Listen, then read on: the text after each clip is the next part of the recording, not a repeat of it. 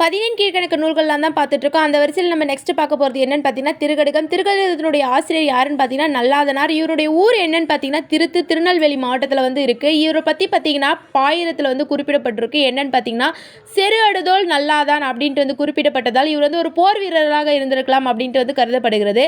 இவர் வந்து பார்த்தீங்கன்னா வைணவ மதத்தை வந்து சேர்ந்தவர். அதுவே வந்து இன்னா 40 எழுதிய கபிலர் வந்து பார்த்தீங்கன்னா சைவ மதத்தை சேர்ந்தவர். பழமொழி 400 எழுதிய 3½ அறையினார் வந்து பார்த்திங்கன்னா சமண மதத்தை சார்ந்தவர். இந்த மாதிரி வந்து பார்த்திங்கன்னா கம்பேர் பண்ணி படிங்க, ஞாபகம் இருக்கும்.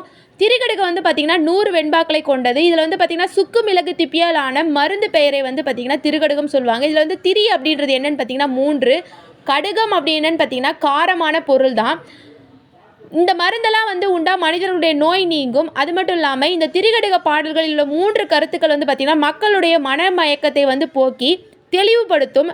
இப்பாடலில் உள்ள 3 அறக்கருத்துக்கள் வந்து பார்த்திங்கன்னா கற்போரினுடைய மனதில் உள்ள அறியாமையை வந்து நீக்கி குன்றின் மேல் இட்ட விளக்காக வந்து ஒளிர செய்யும். நெக்ஸ்ட் திருக்கடிகத்தினுடைய பாடல் வரிகள்லாம் பார்க்கலாம். உண்பொழுது நீராடி உண்டலும் என்பெறினும் பால் பற்றி சொல்லா விடுதலும் தோல்வற்றி சாயினும் சான்றாண்மை குன்றாண்மை இம்மூன்றும் தூயம் என்பார் தொழில். இது திருக்கடிகத்தினுடைய பாடல் வரி. இந்த பாடல் வரியெல்லாம் பார்த்துக்கோங்க. இதனுடைய பொருள் என்னன்னு பார்த்தீங்கன்னா நீராடிய பின் உண்ணுதலும் பெரும்பயன் கிடைத்தாலும் பொய் சாட்சி சொல்லாமல் இருத்தல் உடல் வாடி தளர்ந்து போதும் அறிவு ஒழுக்கங்களில் குன்றாது இருத்தல் ஆகிய 3 மனம் மொழி மெய்களால் தூய்மை உடையவரின் செய்கைகளாகும். இதெல்லாம் வந்து பார்த்திங்கன்னா இந்த பாடலுடைய பொருள்.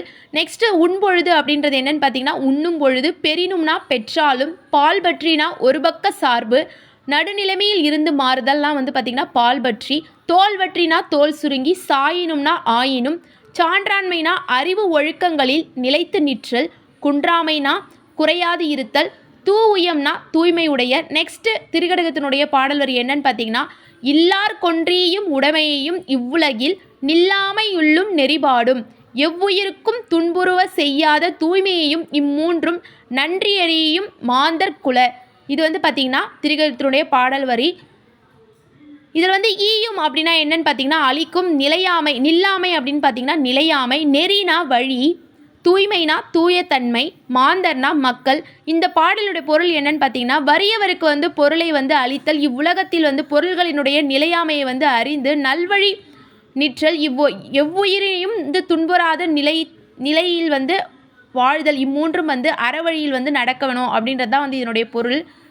நெக்ஸ்ட் வந்து பார்த்திங்கன்னா முறை செய்யான் பெற்ற தலைமையையும் நெஞ்சில் நிலையில்லான் கொண்ட தவமும் நிறையொழுக்கம் தீற்றாதான் பெற்ற வனப்பும் இவை 3